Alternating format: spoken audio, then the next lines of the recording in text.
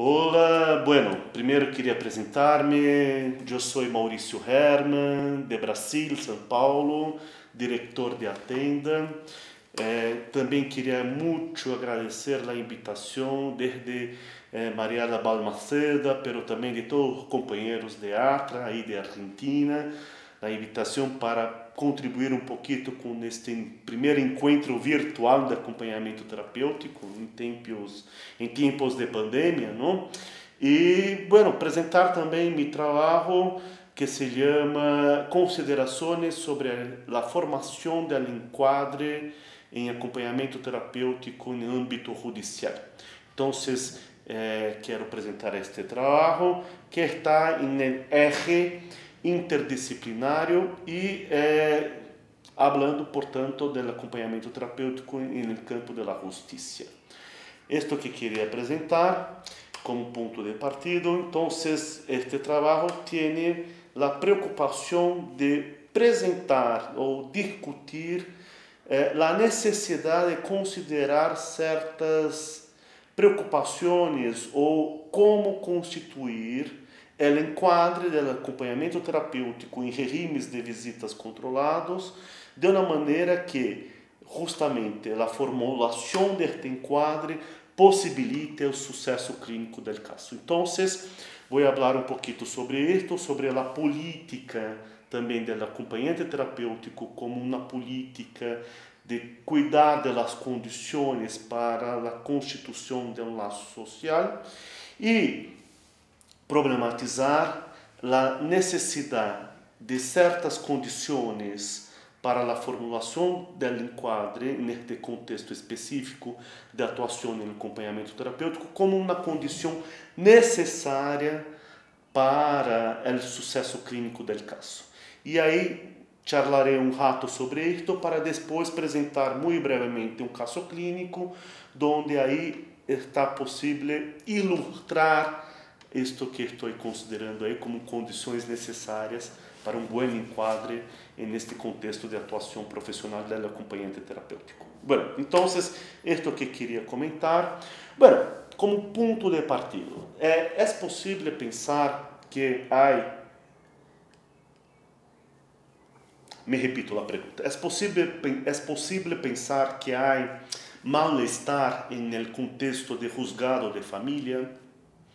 Mais especificamente em contexto de disputa de guarda e regimes de visitas controlados? Claro que sim. Bueno, fijan ustedes, por ejemplo, en nuestro caso clínico, hablo, por ejemplo, de una madre que toma el padre de su hijo como una persona y hace acusaciones importantes como este padre que ha molestado su próprio hijo de uma maneira sexual. Então, esta madre acusa o padre, ¿no?, de abuso sexual. Por outro lado, este padre tem su direito previsto em lei de encontrar su hijo.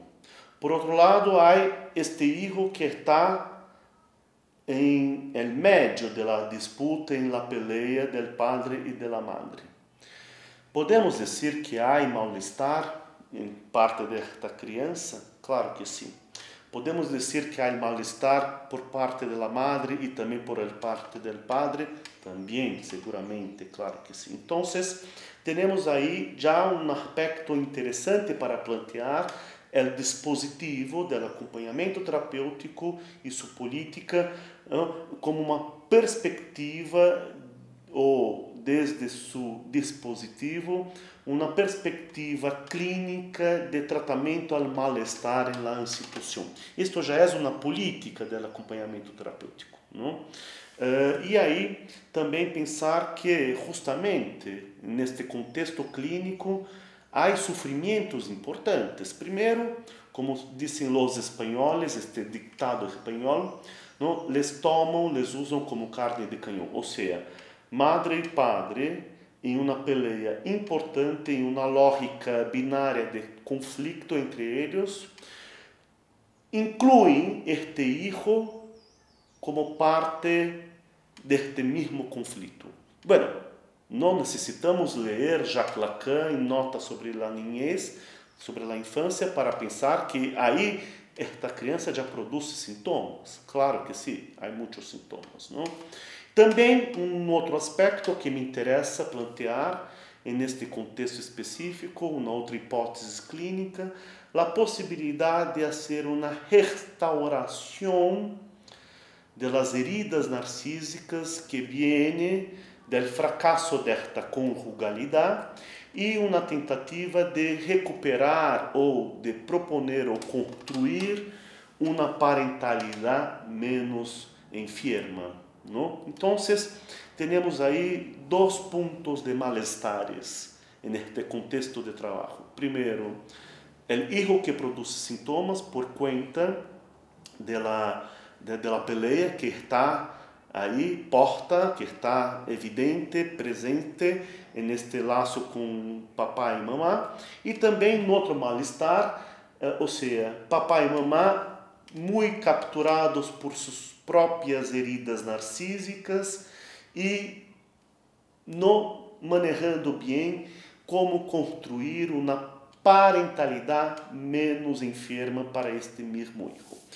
E aí, claro, não temos muitas demandas de acompanhamento terapêutico neste contexto de trabalho, nesta área judicial. Isto como política do acompanhamento terapêutico, produzir debates entre os atores sociais do judiciário e também, quizás, lá, caso seja possível, estar mais cerca de los juízes, de los juzgados de família, para justamente também produzir melhores condições de trabalho para a atuação profissional. Bom, por tudo isto, queria apresentar um caso clínico que acá, seu nome fictício está nombrado como Pedro, uma situação muito específica, uma demanda de trabalho que ha chegado para mim na tenda, na instituição que eu coordeno. Há como 2, 3 anos, ha sonado o telefone e uma profissional do juzgado de família me pergunta se eu teria interesse para aceitar uma demanda que vem de juez de juzgado de família da cidade de São Paulo. Este juez, que estava com um caso específico, me convoca para uma reunião de trabalho, para um breve encontro, e neste momento eu o aceito com muita alegria, porque, claro, uma oportunidade, eu como acompanhante terapêutico, de explicar um pouquinho como funciona o dispositivo de tratamento, pero também assegurar as boas condições de trabalho para que seja possível lograr um sucesso clínico, neste caso de até judicial. Então, eu prontamente fui ao encontro deste juez e expliquei que era necessário cuidar de algumas cositas para a configuração do enquadro. Uma primeira coisa que sempre abro neste debate é que o acompanhante terapêutico, o acompanhamento terapêutico não é do mesmo que que faz um trabalho pericial neste contexto institucional. Isto é importante. Aunque todavia não há na inscrição formal del rol do acompanhante terapêutico na máquina do judiciário, acá em Brasil, não sei, em Argentina, então, quando estamos nombrados como peritos, pero para fazer um trabalho terapêutico, aunque todavia não está nombrado, sempre tendremos que fazer este esforço para separar uma coisa da outra. Porque neste contexto judicial, onde há uma lógica binária de conflito, se uma das partes oferece a proposta do dispositivo, muito prontamente a outra parte não vai aceitar. Isto é próprio desta lógica de conflito de pelea. Então, muito interessante quando o juez ou, por exemplo, os outros atores sociais da justiça, os psicólogos, os assistentes sociais, puedan hacer esta propuesta del dispositivo como algo que esté presentado para las dos partes. Esto es importante. Ahí tendremos las condiciones más favorables para el suceso del caso clínico, o entonces preservar la condición del terapêutico, que no es lo mismo del pericial. Esta es una cosa que vamos a ver con el caso clínico. Bueno, entonces volviendo al caso Pedro. Pedro era un niño de 5 años, ¿no? Y estaba en esta condición. La mamá acusando al padre de abuso sexual, el padre reivindicando su derecho de encontrar a su hijo, ¿no?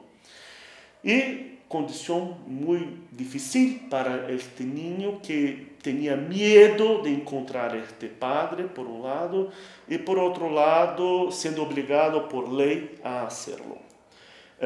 Quando comento um pouquinho as hipóteses clínicas para o juez, eu comento também ao juez, em esta reunião prévia, que seria importante apresentar uma condição para o sucesso da proposta do dispositivo, uma condição que seria tanto papá quanto mamá tendrían que compartir los custos del acompañamiento terapéutico. Ese es el primer punto, ¿no?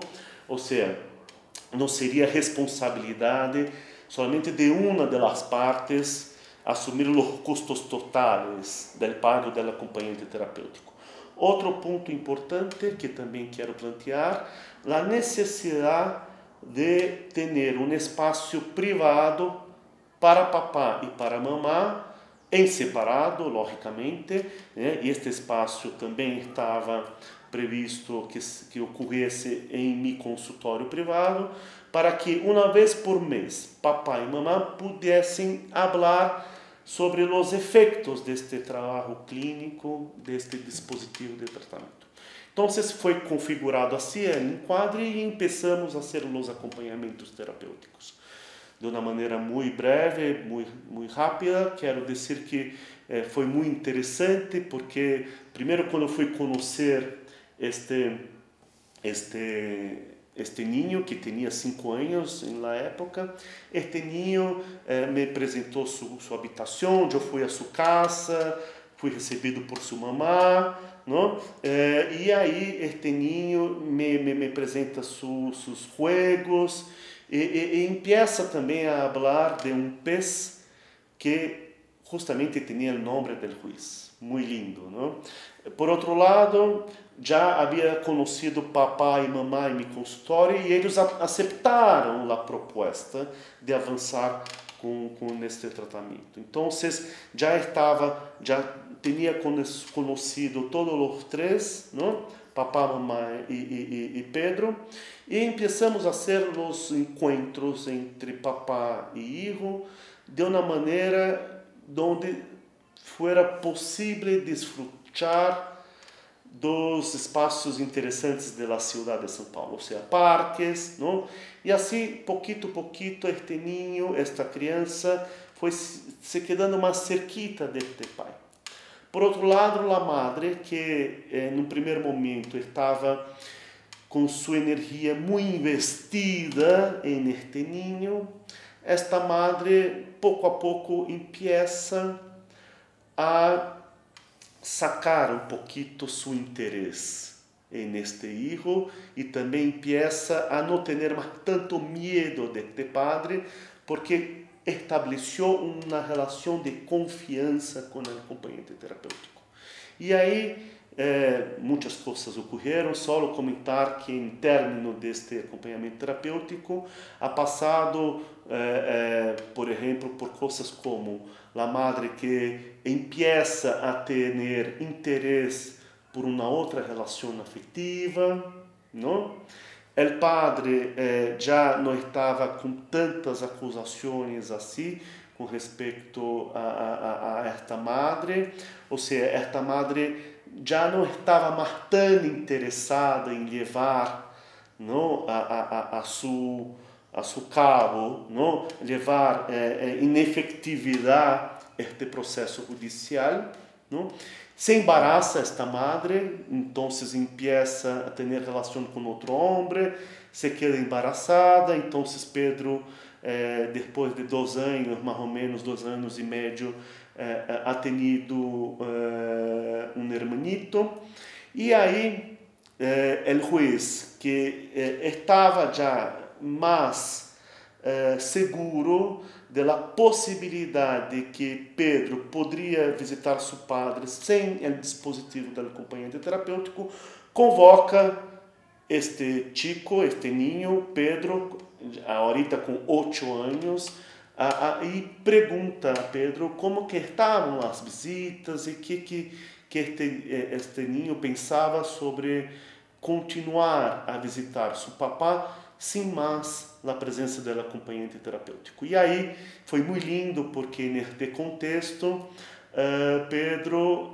adelanta ao juez, habla ao juez que sim, que seria possível continuar visitando seu papá e tendo encontros com ele, também porque ele, Pedro, já tinha condições de evaluar as condições da visita, não? As circunstâncias da visita, e também que ele já tinha como apoiar-se em sua própria percepção e ter também sua própria voz. Ou seja, chico que com 8 anos já sabia como cuidar-se de si mesmo quando estava em contexto de visitar seu papá. Este foi caso muito lindo, não? Caso de sucesso neste contexto de regimes de visitas controlados. Portanto, a modo de cierre de minha charla, comentar-lhes isto, que para lograr estes efeitos foi muito importante considerar então que a pertenência do dispositivo acompanhamento terapêutico, por ser terapêutico, por manejar com estas 2 hipóteses clínicas, não?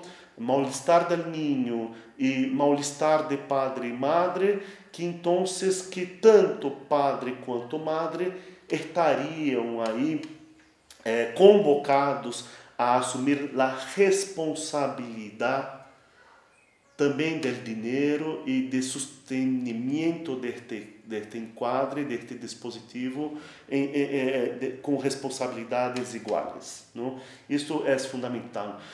Comento isto porque he tenido, por exemplo, uma outra experiência com uma jueza que, por exemplo, ha hecho uma mala formulação do enquadre quando ela ha responsabilizado o padre que estava acusado por la madre de produzir violência física a seu filho.